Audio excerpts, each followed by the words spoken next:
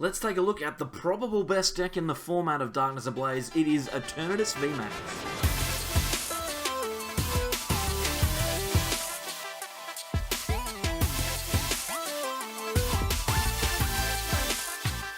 Welcome back everyone to more from the Sableyes.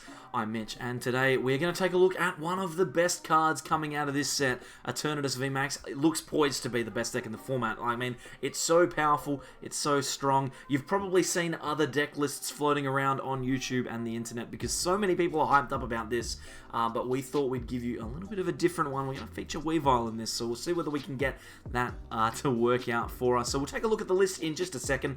Before we do, if you haven't already, please consider subscribing. There's a button down below. You just click that one and see all of our videos as they come up. You can always unsubscribe later if you would like. And whilst you're down there, give this video a like so that we can spread the love around YouTube a little bit more, get this video seen by a few extra people. That would be greatly appreciated. YouTube just loves a like. They love the algorithm over there, so may as well give it a go. What we'll do is we'll jump into Tabletop Simulator now, and we'll take a look at our Eveltal, what am I talking about? I've stuffed it up right at the end, so I'm not going to stop. We're going to look at Eternatus Vmax. So here we are on Tabletop Simulator. We are ready and raring to go to look at our Eternatus Vmax list. This is by no means a finalized deck, by the way. It is just our testing so far. We've got a couple of ideas in this list that we wanted to try out, so we may as well give them a crack now. I have no doubt that Eternatus will probably end up being one of, if not the best deck in the format, so it is definitely worth taking a look at and seeing how we can play it in some different ways. If you've seen another video and you want to try that one out as well, then feel free to do that, but this is just the one that we are working with at the moment. Obviously, Eternatus Vmax is the big deal in this list. Two bits of text on it that are really, really good. We've got Infinity Zone, which allows us to play up to 8 Pokemon on our bench, 8 dark Pokemon, it does specify, to increase the amount of damage that our Dread End is going to do. If we play 8 Pokemon down onto the bench, as long as they're all dark, we can't play any other type of Pokemon onto the bench when we've got Eternatus. But if we play all 8 down, that means that our Dread End attack, which is our main attack in this deck, 1 dark and a colorless, will do 30 times the amount of dark Pokemon in play on your side of the field. So that's 8 on the bench, plus 1 in the active is 9. 9 times 3 is 270. So that seems like a pretty solid number to me. I mean, 270 is going to knock out most non-VMAX Pokemon. So we can't complain about that. It's also worth noting as well, oh my god, my Eternatus has fallen over. It's worth noting that Eternatus V is actually a pretty solid attacker as well.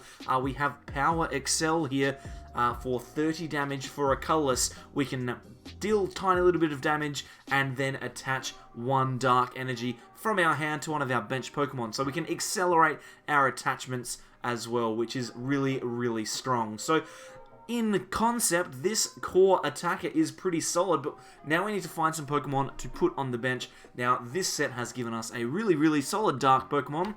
That's Crobat V. We play 4 copies of this card with 180 HP. It's actually bulky enough to survive some of those awkward attacks. Something like Cramorant isn't going to knock this out too easily. Night Asset is a fantastic ability. We're going to allow ourselves to draw up to 6 cards into our hands. So as long as we've got a space on the bench, Crobat is potentially a draw out for us. Once during a turn when you play to the bench, you can draw until you have 6. Fantastic. We've got 4 of those as well. And surprisingly enough, Poison Fang for 70 damage is not a dead attack in this list. We might potentially get a chance to use it, although to be fair, we would much prefer to be attacking with Dread End if we can. Some more dark Pokemon. We've got 4 copies of Galarian Zigzagoon in this list. Not only do we get to put down an extra damage counter, but we get to potentially do it 4 times. That's the amount of Zigzagoons that we've got. Because we've got such a large bench, we can afford to play all of these Zigzagoons down, and that will help us accelerate our damage onto some of our opponent's Pokemon. If we're playing against VMAXs of our own, then we'll be doing 270 plus a few ticks from Zigzagoon. We should be able to get across the line, take some big knockouts. We also have a couple of extra added attackers here. We've got the Evil Admonition Hooper, as well as the new Assault Gate Hooper. I'm not sure which one's the best. I feel like this one, the Assault Gate one, is the best one.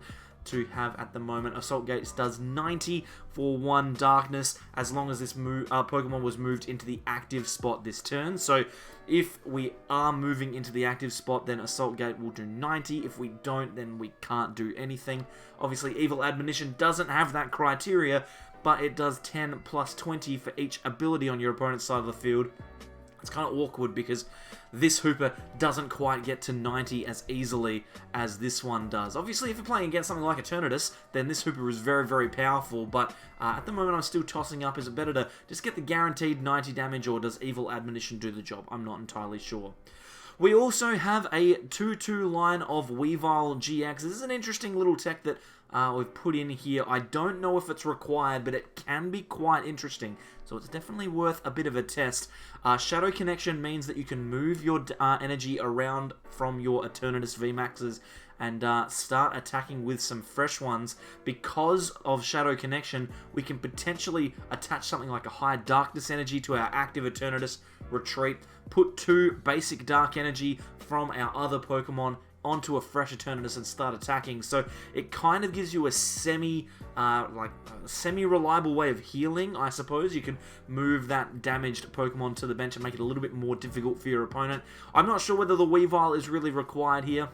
Obviously, it does have a GX attack, which is good. Nocturnal Maneuvers is actually really good to get a bench full of Pokemon if you're struggling, but I mean, if you're attacking with Nocturnal Maneuvers, then you're not attacking with Infinity Zone or Dread... Oh, it's not Infinity Zone, or Dread End, which is probably going to be a bit of a problem, but it's definitely worth the test just to see, because I don't mind the Weavile. I think it's potentially a good inclusion, but there is definitely other stuff we could put in there. There's Spiritombs and stuff like that. There's a newer Veltal, I think, which is probably pretty solid. There's a bunch of different cards that we could include.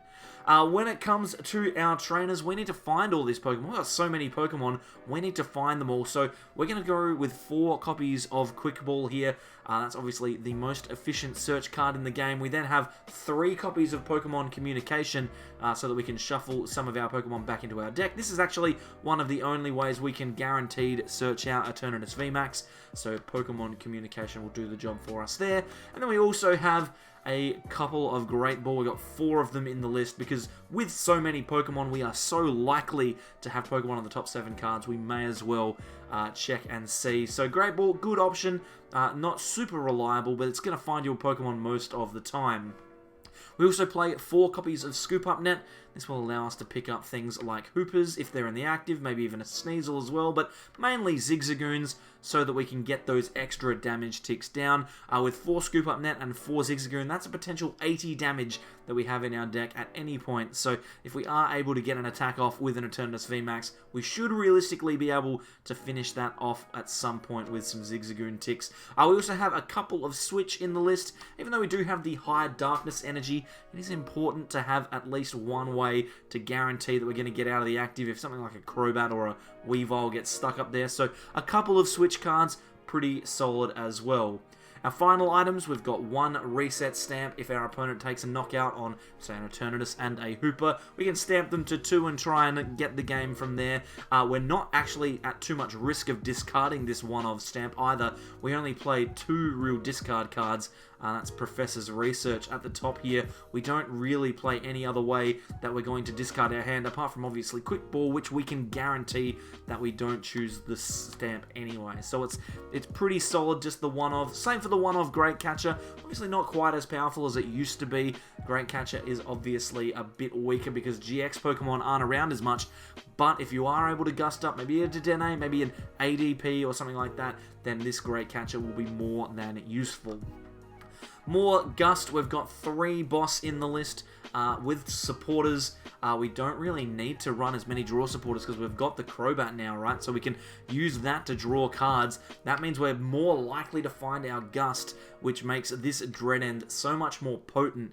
It's a bit awkward. You're only doing 270, but you can do 270 to pretty much any Pokemon that you want at any point in the game because it is so easy to find your Gust in this list. And even if you don't find it, you can always just use Peers to grab yourself a Crobat and an energy as well. Attach, could be a high Darkness, could just be a basic Dark. We can attach that energy and Crobat, and it's essentially like having played a draw supporter anyway. So it's a pretty solid combo. Obviously, the 2 research just as a bit of a safety net, just in case something goes wrong.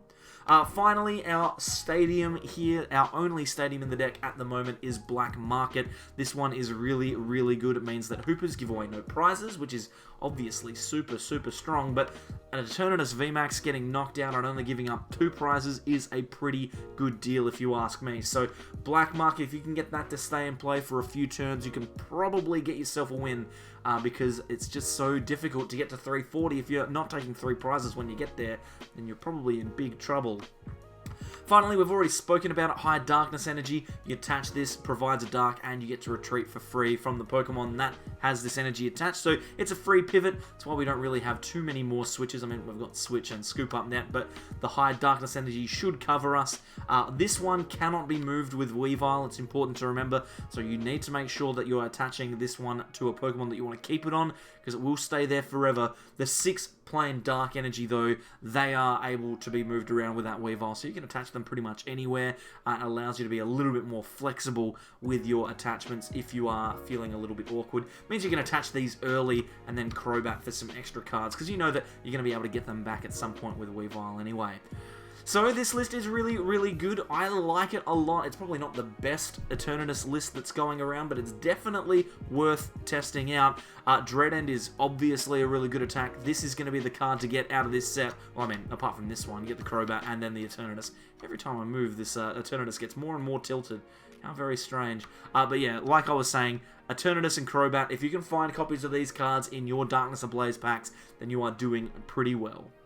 There it is, that's the list. If you are interested in taking a look at this one in a little bit more detail, then jump onto the Steam Workshop and search for the Sableyes or Mitch in 3D or whatever I've got it listed under. We've actually got that table set up so that you can play Eternatus and Darkness Ablaze format. So you can jump on there. If you have Tabletop Simulator, then just go and download it. It's literally free. You click the subscribe button. It gives you all of the decks that we're covering in our Darkness Ablaze format. So it's definitely worth picking up if you get the chance. Thank you very much, though, for coming past and checking this one out. Hopefully you've enjoyed it. We'll see this in some gameplay pretty soon, probably in the next couple of days, to be fair. So if you are interested in seeing that, make sure that you are subscribed. Click that subscribe button that is over the top of the Sableye head right now. On the left-hand side, we have some videos that YouTube thinks you'll like, and on the bottom right-hand corner, it's our Darkness Ablaze testing playlist. That's our pre-release stuff. We are going to be doing it a lot more frequently now that we're near the end of the Players' Cup, so check it out if you dare. Thank you very much, everyone, for coming along. We'll see you all next time for more from the Sableyes. Bye.